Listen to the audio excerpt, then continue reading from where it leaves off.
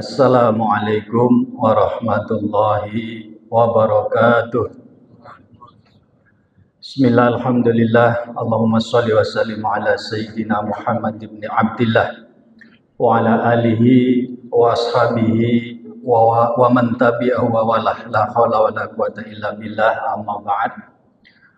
Hadrata jamaah sholat duhur Masjid Asy-Syifa RSPAD Gatot Subroto rahimakumullah. Pertama-tama kita bersyukur kehadirat Allah Subhanahu wa taala atas segala limpahan yaitu nikmat dan rahmatnya kepada kita, sehingga kita bisa dapat melaksanakan sholat zuhur berjamaah, dan kita lanjutkan dengan taklim dan ta'alum, yaitu kultum zuhur. Salawat juga salam semoga senantiasa Allah curahkan kepada Nabi Muhammad SAW, keluarga, sahabat, dan umatnya. Mudah-mudahan kita istiqomah di dalam menjalankan syariat yang dibawa beliau, dan kita kelak akan peroleh syafaatnya di yaumul qiyamah.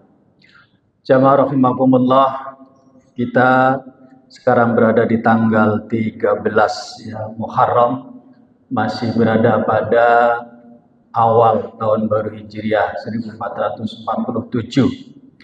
Mudah-mudahan kita semuanya sebagaimana disyaratkan oleh Rasulullah SAW, yaitu orang yang begitu berganti tahun baru, kita lebih baik dari tahun sebelumnya, bukan orang yang turun kondisinya hanya sama saja dengan tahun kemarin, apalagi lebih rendah dari tahun kemarin. Untuk itu terutama di dalam kita menambah taklim dan ta'allum ilmu agama, mudah-mudahan senantiasa di tahun 1447 ini juga meningkat. Jamaah rahimakumullah, dalam waktu yang terbatas ini saya akan menyampaikan terkait dengan sebuah asar.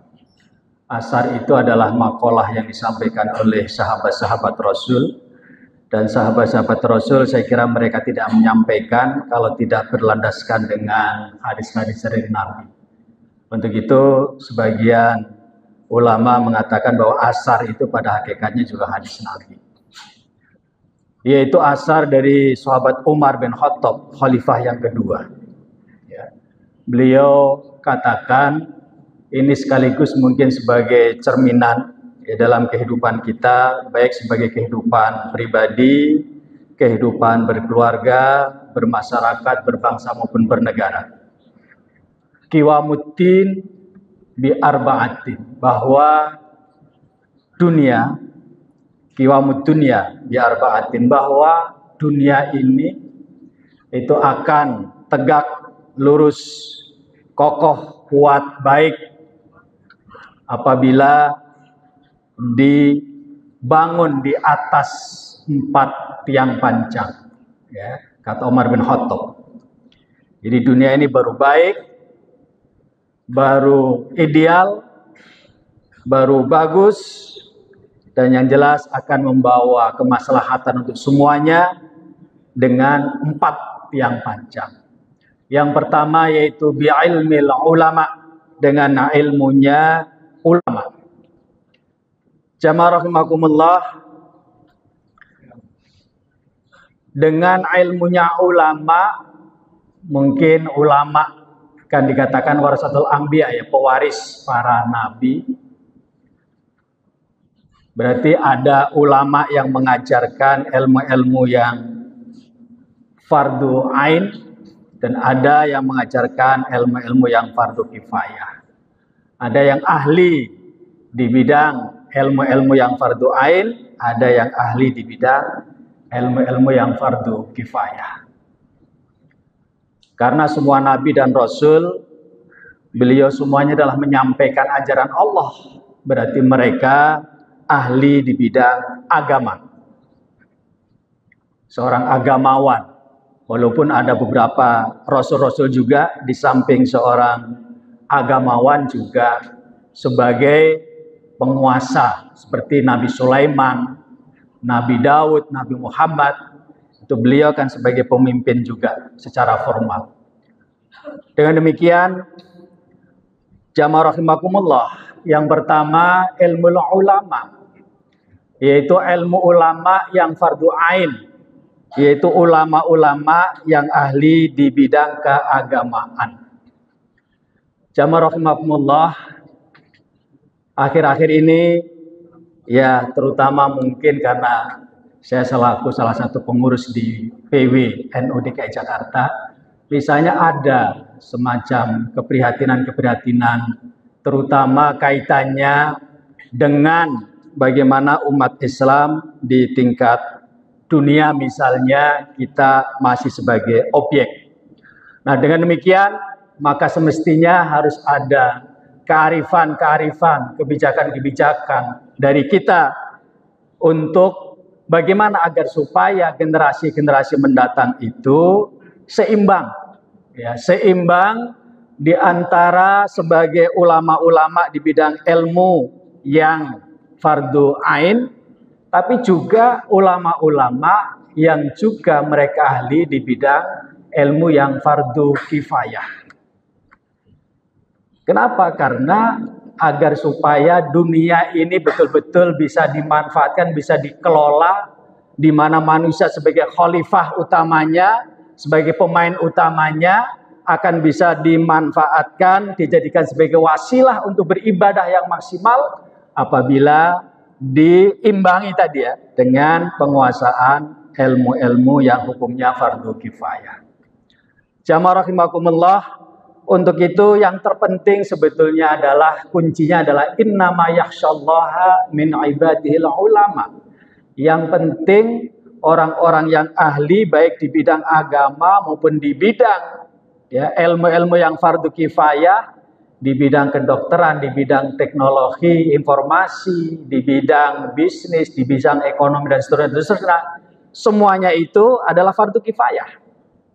Artinya sesuai dengan tingkat kebutuhan di lingkungan masyarakatnya.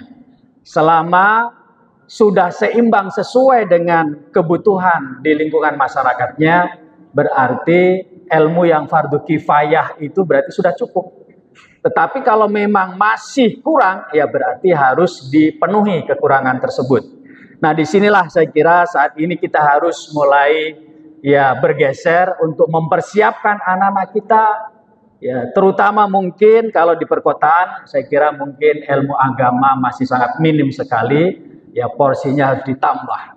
Kalau di daerah-daerah itu, misalnya di daerah kami di Demak itu, hampir setiap rumah itu semacam seolah-olah itu wajib gitu ya, salah satu anaknya ada yang harus di pesantren. Nah, artinya untuk di sana itu untuk mempersiapkan ya SDM-SDM yang menjadi agamawan itu saya kira itu dengan sendirinya muncul. Nah, di daerah-daerah seperti itu ya dibutuhkan pengimbangan bagaimana supaya generasi kita ke depan itu juga mereka orang-orang yang ahli menjadi para pemimpin-pemimpin yang menguasai di bidangnya masing-masing. Jamaah rahimakumullah, mungkin dalam hal menuntut ilmu ini mungkin agak saya persempit sedikit, khususnya dalam bidang ilmu agama. Kita di dalam menuntut ilmu agama itu harus pakai guru. Harus bermuajah dengan guru. Maka kalau akhir-akhir ini misalnya orang belajar agama itu hanya secara online saja, ilmunya dapat tapi berkahnya maaf. Ya, berkahnya nggak dapat. Kalau secara online saja belajar agama, saya kira mungkin Nabi tidak perlu didatangi oleh malaikat Jibril. Malaikat Jibril itu selalu turun. Ya, apabila Muhammad membutuhkan petunjuk Al-Quran, malaikat Jibril turun. Bahkan waktu pertama Iqra itu kan Rasulullah dirangkul oleh Nabi langsung ketemu, bukan secara online. Ya, jamaah rahimakumullah, sekali lagi kita jangan hanya menekankan pada aspek pengetahuan saja. Banyak orang yang pintar, tetapi berkah itulah saya kira yang sekarang ini harus kita kejar. Di samping itu kalau kita ngajinya hanya ngaji online saja, maaf. Kan ada hadis apabila orang itu berkumpul dalam satu kerumunan, lalu di situ mereka mengingat kepada Allah, maka malaikat akan mengepung sepanjang pandangan kita untuk mendoakan berkah pada kita. Lah kalau ngajinya online bagaimana? Dikepung oleh malaikat. Malaikat bingung nanti, ya. Ya maaf ini nggak mungkin bingung sih. Ya artinya tidak akan dapat berkah kita. Ya, untuk itu marilah kita di dalam mengaji, di dalam kita belajar khususnya ilmu agama, carilah langsung musafah, langsung hadir ya ke tempat-tempat taklim. Kalau kebetulan di luar jam kerja, di komplek, di masjid komplek masing-masing, di tempat yang terdekat dari rumah kita masing-masing. Tetapi bermuajahah langsung ketemu sama gurunya yang menyampaikan ilmu itu. Jangan secara online. Apabila kita ingin betul-betul memperoleh berkah. Karena ada proses ritual di situ. Jadi tidak hanya sekedar pengetahuan saja. Ya maaf, maka ya akhir-akhir ini kita lihat misalnya orang pinter-pinter, tetapi maaf ya keberkahannya itu yang tidak ada. Untuk itu termasuk proses kita menuntut ilmu, mari kita juga mengikuti petunjuk-petunjuk agama tadi. Ya, betul-betul kita sering menghadiri majelis-majelis zikir, majelis-majelis taklim langsung, ya, bukan hanya sekedar kita secara online. Jamaah rahimakumullah. Maka saya pernah ditanya itu ya, di kampus ditanya. Jadi gimana Ustadz? Gitu kan sekarang ini kan setelah kemarin itu pandemik itu mahasiswa mereka belajarnya itu kan online. Jadi sekarang sudah mulai ketergantungan maunya online dulu. Saya bilang kalau menurut konsep hukum Islam nggak begitu. Kalau menurut konsep hukum Islam itu proses belajar mengajar yang sesungguhnya ya harus ada interaksi langsung, ketemu antara guru, antara dosen sama mahasiswa. Tidak hanya online melulu. Kalau online itu kan ya maaf belajar sambil tidur-tiduran. Ya kadang-kadang di-on-kan gitu ya. Itu laptopnya tapi orangnya kemana nggak tahu gitu kan. Jadi di sana nggak ada proses yang namanya tadrib, taktib ya dari seorang guru kepada murid itu nggak ada. Jamaah rahimakumullah. Lalu kemudian yang kedua diantaranya adalah sakhawatil aghniya, yaitu kedermawanan dari orang-orang yang diberikan kelebihan ya di dalam masalah harta. Jadi saya kira sekarang kita harus dorong bagaimana agar supaya masyarakat itu betul-betul derma ya, atau masyarakat itu betul-betul gemar untuk bersedekah. Syukur-syukur misalnya sekarang ini ya ada sodakoh yang lebih cerdas itu yaitu melalui sodakoh jariah ya, yaitu gerakan wakaf misalnya. Kenapa? Karena dengan wakaf itu sehingga betul-betul pahalanya mengalir ya, walaupun kita sudah meninggal itu terus mengalir pahalanya. Nah sekarang lebih dikembangkan lagi dalam bidang wakaf itu kan tidak hanya wakaf ya dengan harta yang tidak bergerak ya berupa tanah ya, termasuk juga bisa wakaf uang ya, jadi uang itu bisa diwakafkan walaupun misalnya di dalam mazhab 4 itu nggak ada ya. Terus terang kalau saya pribadi ya karena ini dalam bidang muamalah ya, itu saya mengikuti pandangan-pandangan yang sesuai dengan kebutuhan di masyarakat. Ya, jadi itu kan inisiasi dari Muhammad Syihab Az-Zuhri, itu gurunya Imam Bukhari, ya, gurunya Imam Bukhari. Jadi beliau itu memfatwakan di zaman Nabi nggak ada yang namanya wakaf itu nggak ada. Ya. Jadi yang terpenting ya wakaf tadi ya dikelola oleh orang yang profesional, lalu kemudian nanti manfaat ya dari pengelolaan itu, nah itu bisa dimanfaatkan, diberikan kepada pihak-pihak yang ditunjuk oleh orang yang wakaf. Yang penting uangnya nggak berkurang, ya uangnya nggak berkurang. Ya, jadi uangnya tetap. Kalau wakaf 1 juta, ya nggak boleh kurang dari 1 juta sampai yaumil kiamah nggak boleh kurang. Ya, 1 juta kalau kali ya 1.000 orang, nah kan sudah sekian. Ya kali sekian juta orang sudah sekian kan gitu. Nah itu kalau dikelola nggak boleh berkurang. Nah makanya sekarang ini yang paling aman ya udah dibelikan saja oleh LKSPWU ya, oleh lembaga keuangan yang berupa bank syariah, lalu dibelikan sukuk ya, yaitu surat utang dari pemerintah ya, tapi syariah gitu kan, intinya seperti itu paling aman ya. Tetapi ada juga yang memang betul-betul profesional, ada satu institusi yang mengelola wakaf itu betul-betul bisa ya digunakan untuk berbisnis. Nah, sehingga ketika nanti dibuat modal dengan dalam satu usaha misalnya, itu nanti di backup ya dengan yang namanya asuransi kerugian ya. Sehingga misalnya yang diinvestasikan itu 1 miliar ya tidak akan berkurang, kalaupun rugi nanti ada backupnya itu. Ya, itulah ya saya dalam wakaf itu begitu, nggak boleh berkurang. Ya, nggak boleh begitu kalau wakaf uang. Dan juga bisa wakaf melalui uang. Wakaf melalui uang itu mungkin yang sekarang kalau yang di kampung-kampung itu misalnya orang bangun masjid. Ya, lalu di total general misalnya ini kalau semuanya dana yang dibutuhkan misalnya 3 miliar misalnya. Nah, nanti kemudian dihitung per meternya berapa, lah itu nanti ya diedarkan ke masyarakat. Yang membeli 1 meter berapa, 1 meter berapa, nah itu namanya wakaf melalui uang. Ya, sebetulnya wakafnya bukan uang, ya, itu berupa tanah dan bangunan, akan tetapi bisa orang yang mau wakaf ya ke masjid tersebut itu melalui uang. Itu namanya wakaf melalui uang. Jadi saya kira sekarang inovasi-inovasi untuk beribadah sosial itu cukup berkembang luar biasa, tinggal kita bisa memanfaatkan atau tidak. Nah, dengan demikian maka jamaah rahimakumullah, intinya bahwa tadi ya sahawatil aghnia, orang-orang yang punya kelebihan harta itu, yang punya kelonggaran harta itu, mereka bisa berderma kepada orang yang membutuhkan. Bahkan sekarang ya, tempo hari saya pernah mengadakan seminar itu tentang wakaf uang, itu dari pihak BSI ya, bercerita dia sekarang ini sudah ada produk. Misalnya orang-orang yang punya investasi misalnya ya, dia punya uang 10 miliar misalnya. Daripada tidak digunakan ya, orang yang kebanyakan uang begitu itu kan sudah nggak kepikiran lagi mau apa, itu udah ya, uangnya ngendap di situ. Daripada diem saja, kenapa nggak diwakafkan misalnya 10 tahun? Ya, 10 miliar tadi nggak berkurang sama sekali.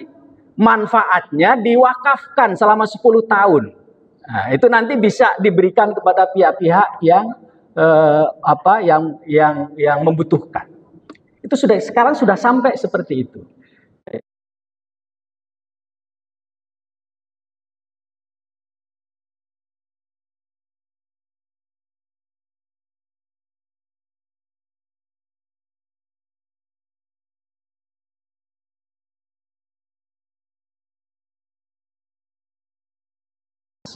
Kalau misalnya yang memang ya mampunya kecil kan nggak apa-apa. Ya sekarang wakaf boleh kok, 100.000 itu bisa diwakafkan kok ya. Itu 1 juta bisa diwakafkan kalau mau wakaf uang ya. Nah, kalau tanah ya saya kira itu sudah biasa ya dari zaman dulu, itu yang lebih dikenal itu wakaf uang, wakaf tanah. Jamaah rahimakumullah. Lalu kemudian doa il fuqara. Ada komponen yang ketiga jangan kita lupakan, doanya orang-orang fakir. Jadi dunia ini akan baik-baik saja, normal dan ideal apabila orang-orang fakir itu mereka tidak terzalimi. Apabila orang fakir itu mereka merasa happy. Apabila orang fakir itu mereka merasa terayomi. Kalau mereka sudah diperlakukan seperti itu, otomatis mereka akan berdoa yang baik-baik, doaul fuqara. Ya, jamaah rahimakumullah, saya kira. Dan yang terakhir adalah adlul umara, yaitu perlakuan adil dari penguasa, dari umara. Saya kira 4 itulah apabila dilaksanakan maka dunia ini akan ideal. Dan mungkin yang kita kenal itu kalau dalam skup negara berarti baldatun thayyibatun wa rabbun ghafur. Mudah-mudahan dengan kita memasuki tahun baru Hijriah 1447 ini benar-benar ya dunia kita, baik dunia pribadi, dunia keluarga, dunia masyarakat, dunia bangsa dan negara, dan dunia pada umumnya betul-betul akan tegak ya, betul-betul akan ideal dan betul-betul sesuai dengan keinginan kita semuanya, sehingga tercipta masing-masing negara menjadi baldatun thayyibatun wa rabbun ghafur bagi umat muslim dan bagi umat yang beriman. Demikian, mudah-mudahan ada manfaatnya. Terima kasih. Wallahul muwaffiq ila aqwamit thoriq. Assalamualaikum warahmatullahi wabarakatuh.